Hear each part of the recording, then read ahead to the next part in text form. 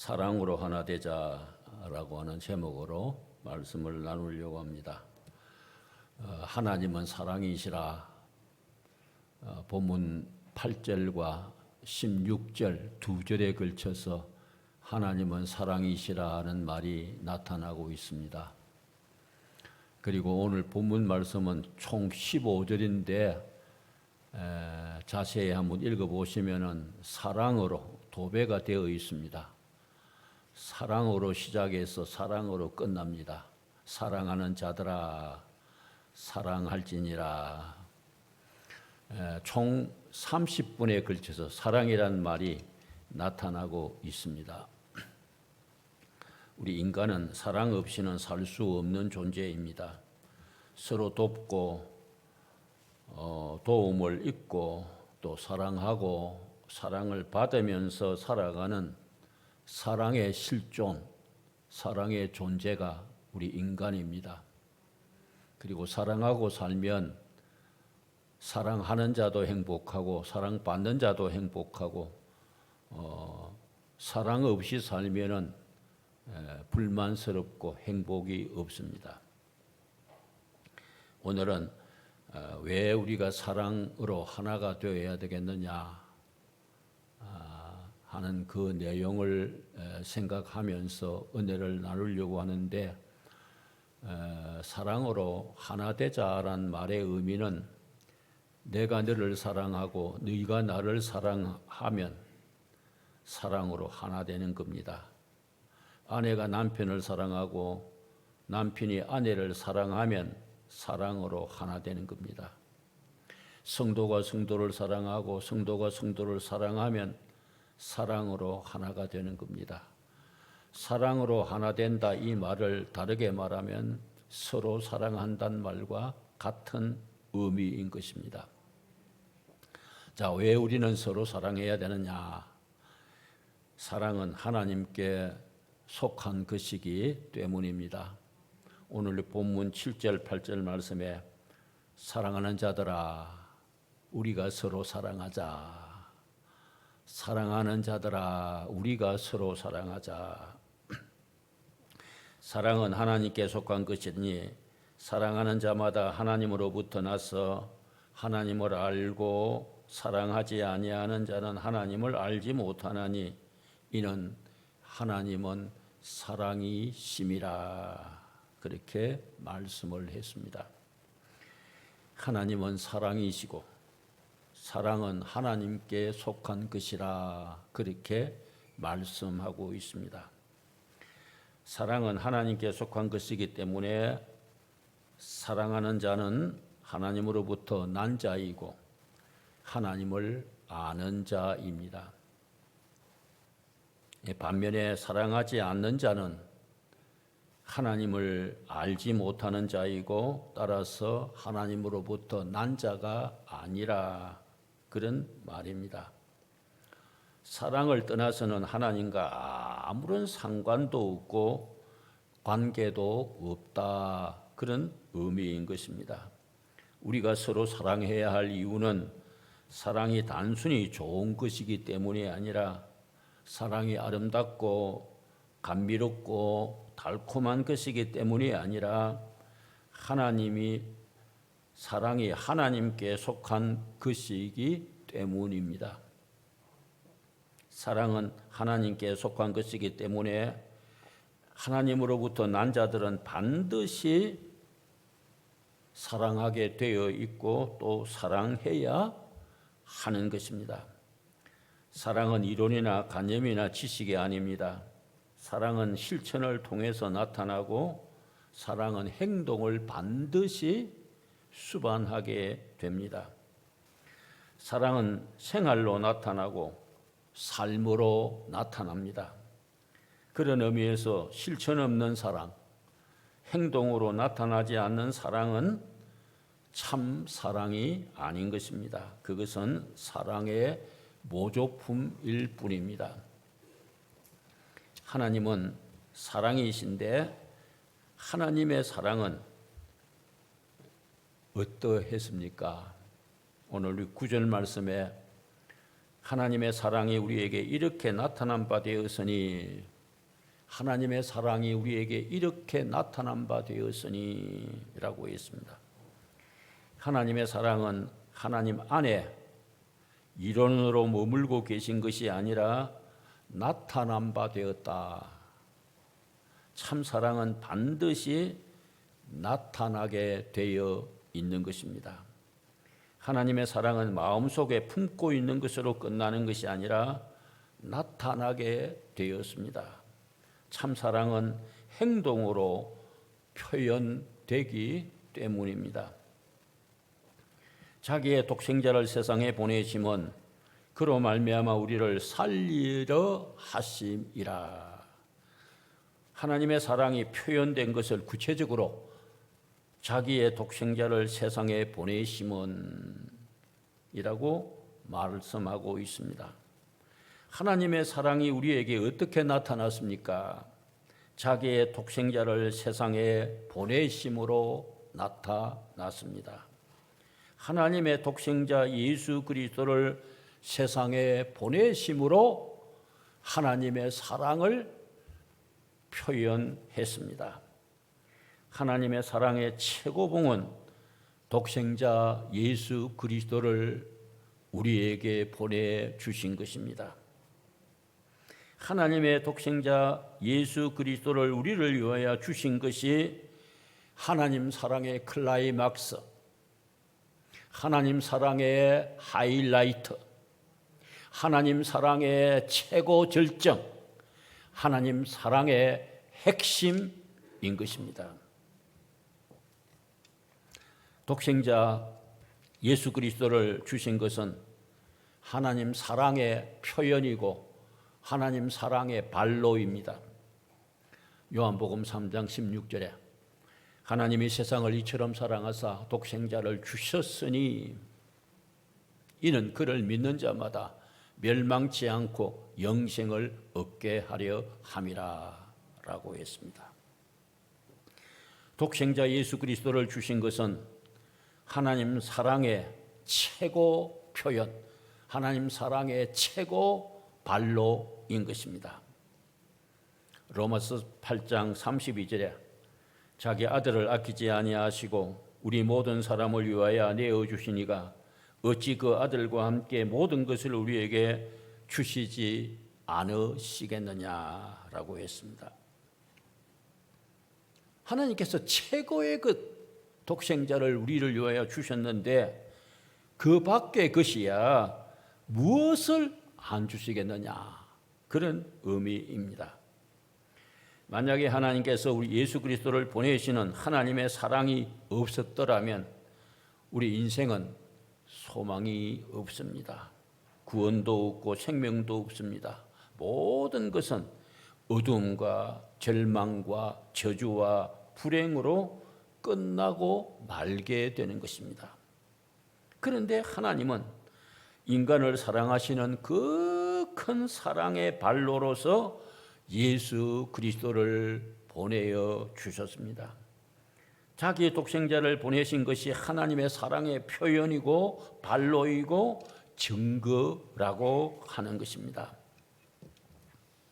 사랑은 반드시 표현되는 것이고 나타나는 것입니다. 사랑은 어디에 있습니까? 오늘의 본문 16절에 사랑은 여기 있으니, 사랑은 여기 있으니 우리가 하나님을 사랑하는 것이 아니요 오직 하나님이 우리를 사랑하사 우리 죄를 속하기 위하여 화목 제물로 그 아들을 보내셨음이니라 하고 했습니다. 사랑은 하나님께 속한 것이고 하나님의 사랑은 독생자 주심으로 표현되었습니다. 예수 그리스도의 십자가의 죽으심을 통해서 하나님의 사랑은 표현되었습니다. 우리는 하나님의 독생자 주심을 통해서 그리스도의 십자가의 죽으심을 통해서 하나님 사랑을 느낄 수 있어야 하는 것입니다. 신앙생활이란 단순히 교회에 열심히 출석을 한다거나 종교적인 열심을 남달리 내는 것이 아니라 하나님의 사랑을 깊이 느끼고 이해하고 감격하는 것입니다. 참된 예배는 예배 시간에 빠짐없이 출석하는 것 이상으로 하나님의 절대 사랑에 생포되어 그 사랑에 흠뻑 빠져드는 것입니다. 하나님의 사랑에 대한 진한 감격을 맛보고 체험하는 것이 참된 예배인 것입니다. 하나님의 사랑은 자신과 세상을 다르게 볼 수 있는 능력을 회복시켜 주는 겁니다. 하나님의 사랑 이상 인간을 더 크게 만들고 더 넓게 하고 더 깊게 하는 것은 없습니다. 하나님의 사랑보다 인간의 삶 속에서 더 위대한 빛이 임하게 하는 것은 없습니다. 세상에서 가장 신비한 향기, 가장 찬란한 빛은 하나님의 사랑인 것입니다. 하나님의 사랑을 느끼면 그 인간은 살맛 나는 신나는 존재가 되는 겁니다. 하나님의 사랑의 빛을 받으면 그 인간은 완전히 새로운 사람으로 바뀌어지는 것입니다. 하나님의 사랑의 맛을 보면 그 인간은 하나님의 형상을 담는 진정한 그리스도인이 되게 되는 것입니다. 하나님의 사랑은 일방적이고 우선적입니다. 하나님은 죄로 죽었던 우리를 살리기 위해서 독생자 예수 그리스도를 일방적으로 우리에게 보내어 주셨습니다.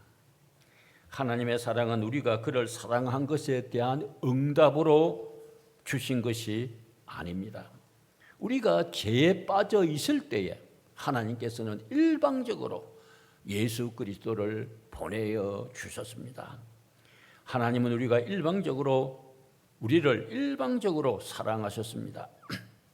하나님은 먼저 우리를 사랑하셨습니다. 하나님은 우리가 죄인 되어 있을 때 우리를 사랑하셨습니다. 로마서 5장 8절 말씀에 우리가 아직 죄인 되었을 때에 그리스도께서 우리를 위하여 죽으심으로 하나님께서 우리에게 대한 자기의 사랑을 확정하셨느니라 라고 했습니다. 하나님이 먼저 우리를 사랑해 주셨습니다. 그것도 사랑할 수 없는 여건과 조건 속에서 우리를 사랑해 주셨습니다. 이 하나님의 사랑을 깊이 깨달는 것, 이것처럼 중요한 것이 없습니다. 신앙이란 하나님의 무궁한 사랑을 깨달아가는 과정이라 그렇게 말할 수가 있는 것입니다. 사랑은 하나님께 속한 것이고 하나님은 사랑이시다 하는 사실을 우리가 깨달고 이 놀라운 진리를 우리가 바로 깨달으면 두째로 하나님의 사랑은 형제의 사랑을 통해 우리 속에 완성되기 때문입니다. 하나님의 사랑은 형제의 사랑을 통해서 우리 속에서 완성되기 때문입니다.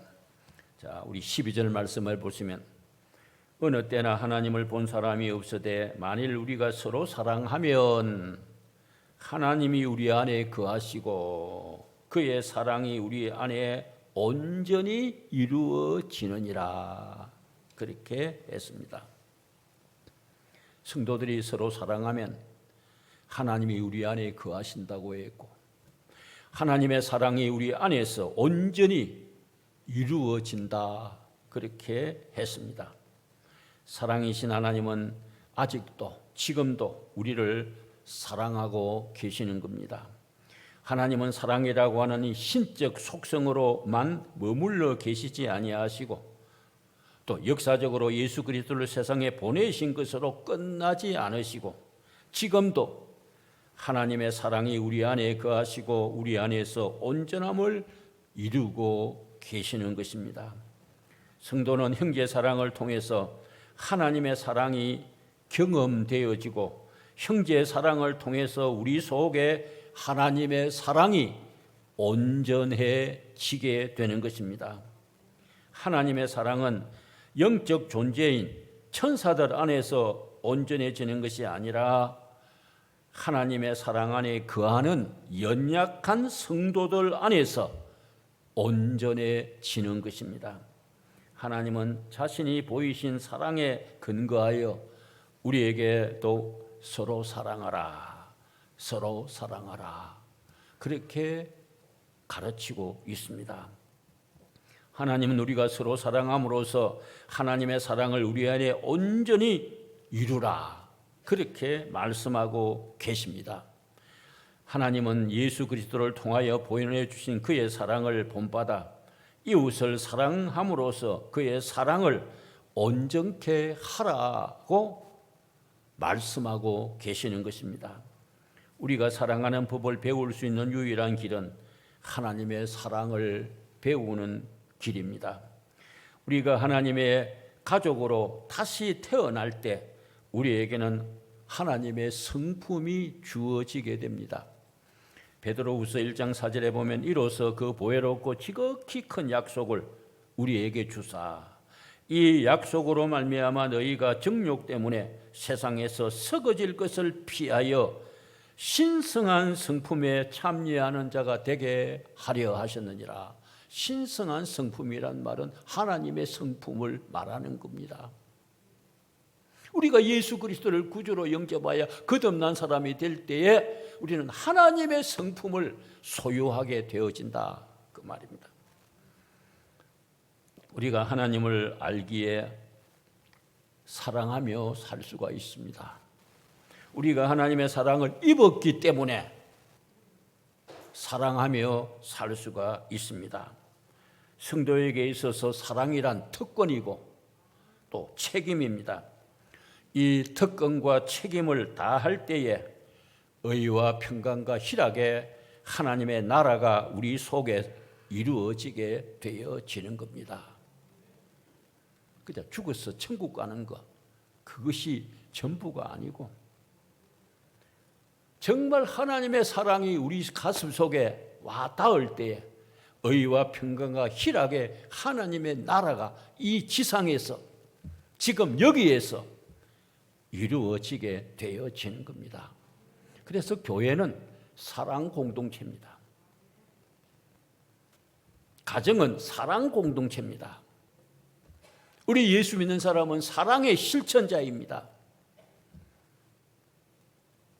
행복하게 산다는 말의 의미는 사랑하고 산다는 말이에요. 성도는 이 땅 위에서 하나님의 나라를 이루도록 부름받은 사랑의 전령들입니다. 성도는 하나님의 사랑을 우리 속에 온전히 이루도록 살아가야 할 자들입니다. 우리가 서로 사랑하지 않고는 하나님의 사랑을 온전히 이룰 수가 없습니다.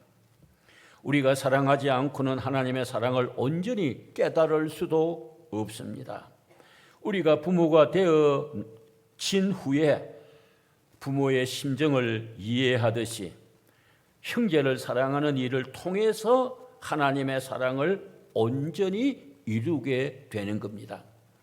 내 주변에 있는 이웃, 가족, 성도, 형제를 사랑하지 않으면서 하나님의 온전하심을 체험할 수는 없는 것입니다. 형제 사랑을 통해서 하나님의 사랑이 우리 속에 완전해진다고 하는 이 놀라운 진리를 바로 깨닫고 정말 우리는 눈에 보이는 형제를 사랑함으로써 하나님을 사랑할 수 있는 우리들이 되어야 되는 겁니다. 마지막으로 보이는 형제를 사랑해야 보이지 않는 하나님을 사랑할 수 있기 때문입니다. 왜 사랑해야 되느냐? 왜 서로 사랑해야 되느냐? 왜 사랑으로 하나가 되어야 되느냐? 보이는 형제를 사랑해야 보이지 않는 하나님을 사랑할 수 있기 때문입니다. 20절에 누구든지 하나님을 사랑하노라 하고 그 형제를 미워하면 이는 거짓말하는 자니 보는 바 그 형제를 사랑하지 아니하는 자는 보지 못하는 바 하나님을 사랑할 수 없느니라. 누구든지 나도 포함되고 여러분도 포함됩니다. 하나님을 사랑하노라 그렇게 말은 하면서도 형제를 사랑하지 아니하는 사람은 새빨간 거짓말장이다 그 말이에요. 눈에 보이는 바 형제를 사랑하지 아니하는 자가 보지 못하는 바 하나님을 사랑할 수 없다고 해요. 사랑할 수 없다고 했습니다.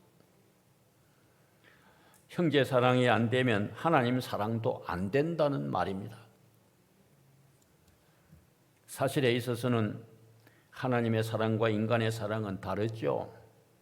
하나님의 사랑은 무조건적인 사랑이지만 인간 사랑은 조건적인 사랑이죠. 하나님 사랑은 한계가 없는 사랑이지만 인간의 사랑은 한계적, 제한적 사랑입니다. 하나님의 사랑은 우리가 아직 개인 되었을 때에 사랑한 사랑이지만 인간의 사랑은 하나님의 사랑에 대한 반응적 사랑입니다. 하나님께서 먼저 우리를 사랑해 주셨으므로 우리도 하나님을 사랑하는 것입니다. 그럼에도 불구하고 형제를 사랑하는 그 사랑의 작은 실천이 하나님을 사랑하는 일이 된다라고 하는 것입니다. 20절 말씀의 진짜 의미, 진의는 보지 못하는 하나님을 사랑하는 자는 반드시 보는 형제를 사랑한다. 하나님 사랑하는 자는 눈에 보이는 형제를 사랑한다.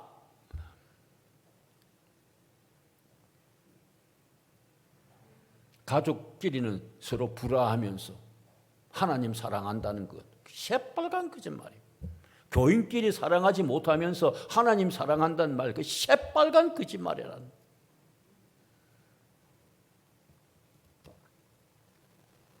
(21절) 말씀, 우리가 이 계명을 주께 받았나니 하나님을 사랑하는 자는 또한 그 형제를 사랑할지니라. 할지니라. 하나님을 사랑하는 자는 반드시 그 형제를 사랑할지니라, 해야 되느니라, 그 말씀입니다. 하나님을 사랑하는 자는 반드시 형제를 사랑해야 합니다. 하나님 사랑과 형제 사랑이 구별되지 않는다는 말이죠. 하나님 사랑과 형제 사랑이 동일하다 그 말이에요. 우리는 형제 사랑을 가볍게 생각해서는 안 됩니다. 오늘날 많은 성도들이 하나님 사랑에 대해서는 관심을 갖는데 형제 사랑에 대해서는 그냥 무관심해요. 형제를 사랑하지 않으면서 하나님 사랑하는 그 새빨간 거짓말이에요. 성경이 그렇게 가르치고 있어요.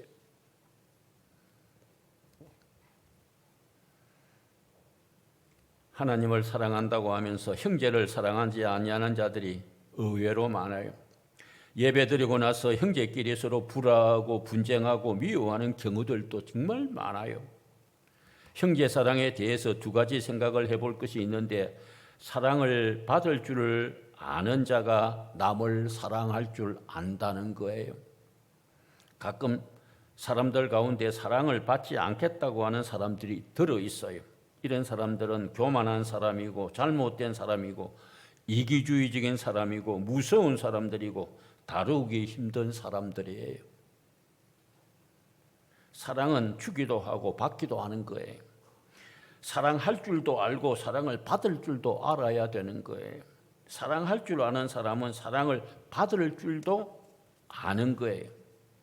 사랑은 주는 것도 중요하지만 사랑을 받는 것도 중요한 거예요. 겸손한 마음으로, 열린 마음으로, 따뜻한 마음으로 사랑을 받아들여야 하는 거예요. 왜 사랑을 못 받아들입니까? 왜 남의 사랑을 못 받아들입니까? 자존심이 남아있기 때문입니다. 이기심이 도사리고 있기 때문입니다.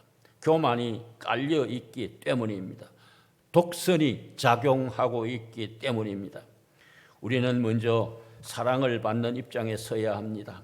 자존심, 이기심, 교만, 독선을 다 내려놓고 사랑을 받을 수 있어야 하는 것입니다. 우리가 사랑을 받을 줄 알아야 그 다음에 이 사랑을 어떻게 갚아야 할 것인가 생각하게 되어지고, 여기에서 사랑의 고민이 생기고 더 깊은 사랑으로 발전할 수가 있는 것입니다. 인간은 사랑을 해야 살고 사랑을 받아야 사는 사랑의 실존입니다. 인간은 사랑을 하지 않고는, 사랑을 받지 않고는 살 수 없는 인간의 실존입니다. 사랑의 실존입니다. 형제 사랑에 대해서 생각해 볼 또 하나의 사실은, 사랑은 형제의 유익을 도모한다라고 하는 것입니다. 사랑은 형제의 유익을 도모하는 거예요. 사랑은 손해되는 것이 없어요. 서로의 유익을 도모해 주어요. 그래서 남을 사랑하는 자는 율법을 다 이루었다, 그렇게 말하고, 사랑은 율법의 완성이라, 그렇게 말하고, 사랑은 허다한 죄를 덮느니라. 사랑하는 자도 유익하고 사랑받는 자도 유익하고, 사랑에는 유익되지 않는 것이 아무것도 없어요. 로마서 13장 10절에 사랑은 이웃에게 악을 행치 아니하나니, 사랑은 이웃에게 상처를 주거나 고통스럽게 하거나 괴롭히는 일을 행하지 않습니다. 사랑은 이웃에게 손해를 끼치지 않습니다. 욕망은 사랑이 아니죠. 오히려 사랑의 장애물입니다. 현대인들이 사랑한다고 하면서 남의 순결을 짓밟는 것은 사랑이 아니라 육체의 욕망을 채우는 이기심이고 탐욕입니다. 정말 사랑하면 그의 인격을 존중해주고 그의 순결을 귀하게 여기고 그의 재산을 소중히 여기고 그의 마음의 고통을 덜어주는 겁니다. 사랑은 이웃에게 악을 행치 않는다고 하는 이 말은 사랑장인 고린도전서 13장에서 이렇게 설명하고 있습니다. 사랑은 오래 참고, 사랑은 온유하며, 시기하지 아니하며, 사랑은 자랑하지 아니하며, 교만하지 아니하며, 무례히 행치 아니하며, 자기의 유익을 구하지 아니하며, 성내지 아니하며, 악한 것을 생각하지 아니하며, 불의를 기뻐하지 아니하며라고 했습니다. 로마서 13장 9절 이하에는 이렇게 말하고 있어요. 간음하지 말라, 살인하지 말라, 도둑질하지 말라, 탐내지 말라 한 것과 그 외에 다른 계명이 있을지라도 내 이웃을 내 자신과 같이 사랑하라 하신 그 말씀 가운데 다 들었느니라. 사랑은 이웃의 유익을 도모해 주는 겁니다. 그러므로 성도는 남을 유익하게 하는 일을 해야 됩니다. 남에게 손해 끼치는 일을 해서는 안 됩니다.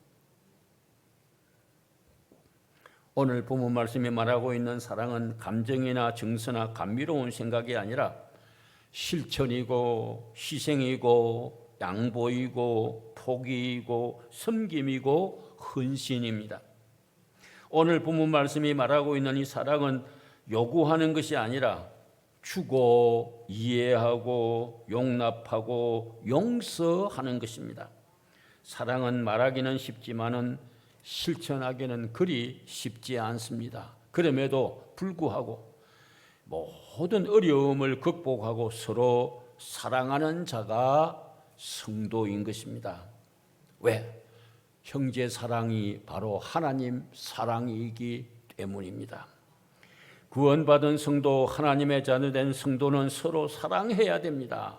사랑으로 하나가 되어야 됩니다.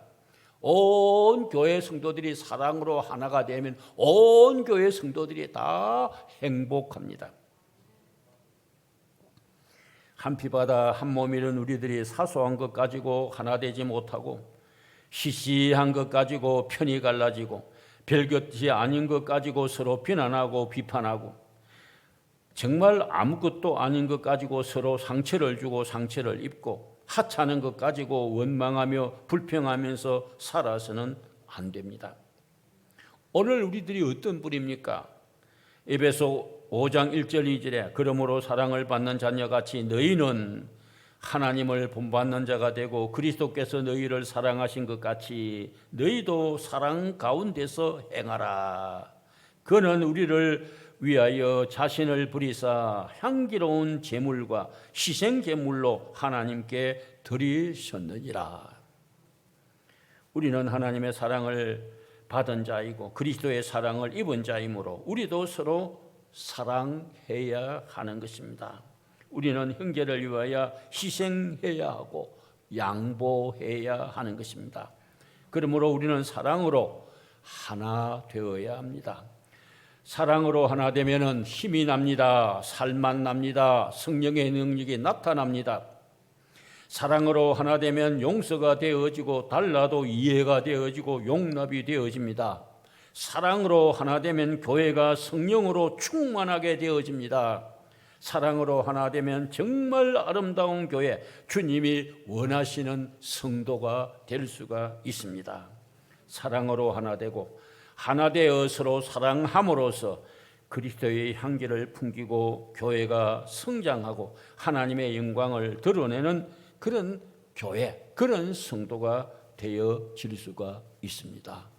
우리 모자이크 교회 성도 여러분, 정말 사랑으로 하나 되어, 이 사랑은 하나님께 속한 하나님의 사랑으로 하나 되어 하나님이 우리를 사랑하신 것처럼 우리도 지상에 있는 모든 눈에 보이는 형제와 가족과 성도를 사랑함으로써 하나님을 사랑하는 이 귀한 축복의 은혜가 있기를 우리 주 예수 그리스도의 이름으로 축복합니다.